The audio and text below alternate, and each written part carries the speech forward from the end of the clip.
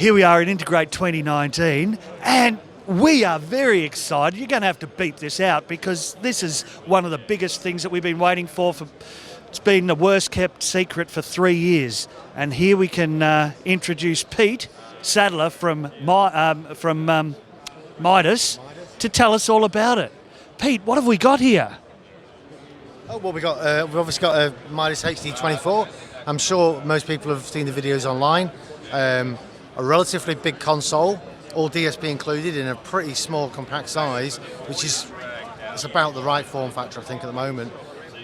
With masses of plugins, loads of interesting stuff like cloud integration, machine learning, loads of new effects, and loads of new workflow things that are pretty unique. It's really interesting for us because when we wanted to go to a touchscreen, obviously, because everything's touchscreen, but we didn't just want to do an old touchscreen, we wanted to reinvent that entire workflow and say, what would consoles be if it was just a touchscreen, say? You know, what's the best parts of a touchscreen and a multi-touchscreen, and why do we bring that screaming and kicking, you know, into the console industry? So we end up with quite some interesting things like this. She's my favourite page, but this is called the Mancino workflow. For example, I've selected the drums here, and these are all drums. These are all the drums for the EQ, the EQ for the drums. Sorry, and I'm going to make a relative adjustment there on this particular frequency, and so there. I've now adjusted all the drums relatively and all the EQs at the same time. So a very, very interesting workflow because we can on a touchscreen. So we've done that with loads of other things. You can do the same thing for the compressors. I can squash the compressors on all the drums at the same time. Why would you want to do that? Well, it's like copy and paste, and I always say something like copy and paste is something from Windows 95 when, you know, it's an old thing that comes from computers. Why have we got those workflows in mixing consoles? We shouldn't have those workflows. Why can't you actually use a touchscreen to do mixing things? So it's really interesting. So we've got lots of stuff like that. We've got loads of really, really interesting effects. The effect track here, we've got VSS4, we've got loads of new compressors, loads of emulations, because And it comes with all these software compressors, and what brands are we looking at, or what are some of the famous plugins? Well, TC Electronic, VSS4, you know, I mean, you can argue about it because there's several amazing reverbs, but no one ever says that System 6000 sounds bad in reverbs, no one. So I'm going to call tick, we've got the best reverbs in the planet in our console. So it's very interesting, but we also have a one-slot version of that because these are quite expensive in DSP terms. Obviously we've got a lot of Midas stuff. We've got Midas EQs in there as well as emulations, which is cool as anything. We've got this guy here, which is a 6-band multi-band dynamics. So loads of stuff there, and an 1176. But this is a quad slot one here, so you get 4 per slots. So there's loads of effects in there. Well, not in addition to that as well, we have a pool of dynamic EQs and compressors because that's quite modern, and they're independent to this, so you can have those in addition to all these other effects as well. So you can be very creative with this console as well if you want. Loads of interesting stuff on the surface. If you can see there, if you can zoom in on your channel there, these are very, very high resolution, and if you drop your camera angle down, you can see how the viewing angle on them is amazing as well. So we really try to look at the components and say what's good, what's a good expectation. You know, we don't want a little 7-segment display anymore. So yeah, I'm very, very excited about it. I'm very, very happy with where we got in the end. We went through quite a lot of modifications to get here, but I'm looking at it now and I'm very, very, very proud of it. I'll bet you are. It looks fantastic. What's our local I/O count? So yeah, out of the back we've got a bit of analog, so it's got a bit of everything on the back, 8 of everything. Like, I've just had a look. That's an impressive sign at the back that glows, isn't it? You know what you're using, yeah, you do. Well, or everyone does. Yeah, well, you can turn it off as well, but you can turn everything off, as you can imagine. But yeah, out of the back there's 8 of everything, 8 analog, 8 ASCBU, 8 out. But you've also got 4 AS ports, so that's 24 in out, with loads of I/O boxes as well. In addition to that, there's 2 CM1 slots, so you can have MADE, Dante, AES50 or USB, and then there's 2 Hypermax slots, and they're independent as well, and they're 192 each. So they could go locally if you wanted another 192 in, or you can go over to the stage and you can make that dual redundant as well. So for the size of the console, there's massive I/O. And we use the existing boxes to plug into them. What boxes? Yeah, so 23115 series at the moment. We're working on 251 back in the office. That's being worked on right now.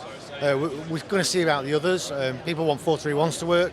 So maybe a bit of a decision people have to make on the 431s. We can make it compatible, but probably not with Pro Series at the same time. So I've been saying that relatively consistently, but we'll see. We're going to try our best because customers have invested a lot of money in our IO boxes, and they're the best in the world. So.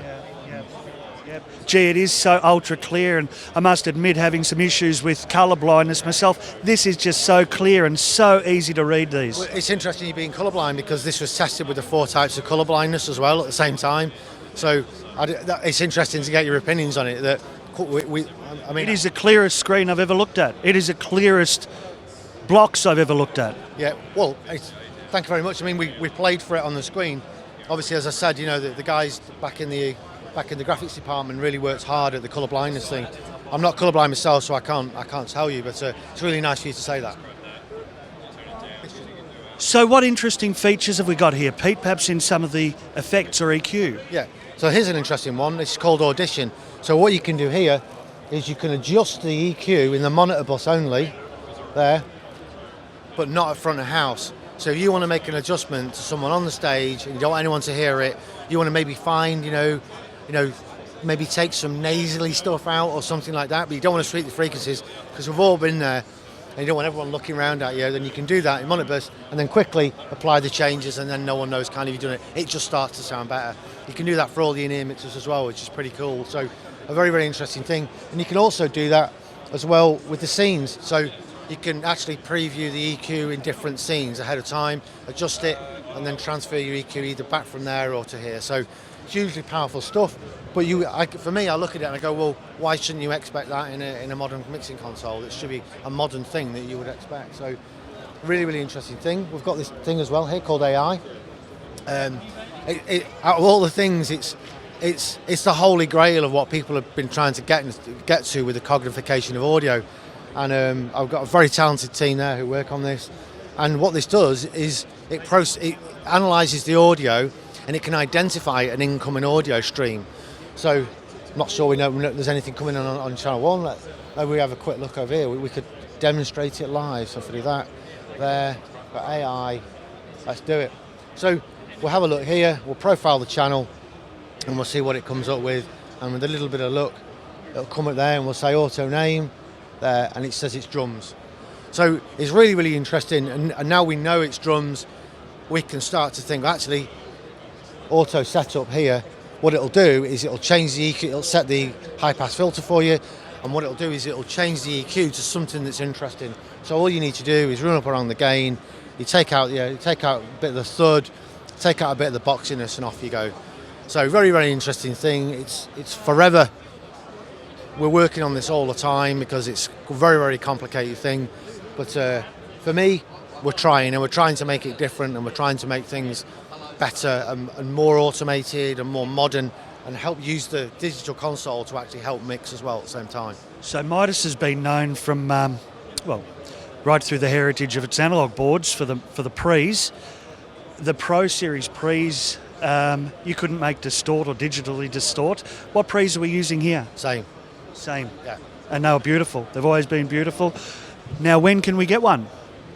When are they available? Well, we're basically in pre-production very, very, very soon. As soon as that's finished, then we go into mass production. So we're going to do another round of testing. As I've said, it's probably the most tested console on the planet before it's released. I really, really wanted to go to sleep at night knowing that we did our best. All consoles have problems. We know that. We know they're complicated pieces of equipment. But I'm very proud that when the console actually does go out, that we can turn around to people saying, and if we do have issues, we say, well, we couldn't have tried any harder, guys. We really tried our best. Yeah. Well, I'm not joking when I say it has been the most exciting thing, and people have been waiting for this for years, and it's the worst kept secret for the previous 2 or 3 years. But it's great to see it available, and thanks for giving us such a succinct run through. Beautiful. Thank you.